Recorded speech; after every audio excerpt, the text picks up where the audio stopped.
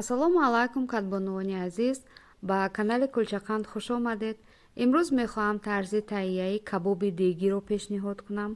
кабоби дегиро бо ҳама намуди гӯшт омода кардан мумкин аст. ман имрӯз кабобро бо қабурғаи гӯсфандӣ номода кардам.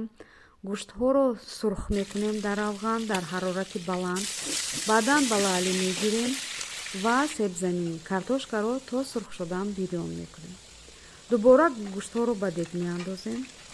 пиёзро калон реза карда ادویه илова мекунем ва ҳамаро хуб омехта мекунем ва ба муддати 40-45 дақиқа дам мепартоем дар ҳарорати паст. хуб омода шудааст.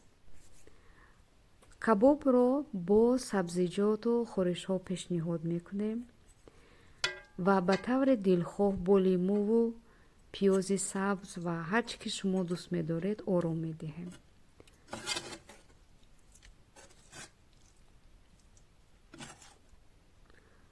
хуб омода аст.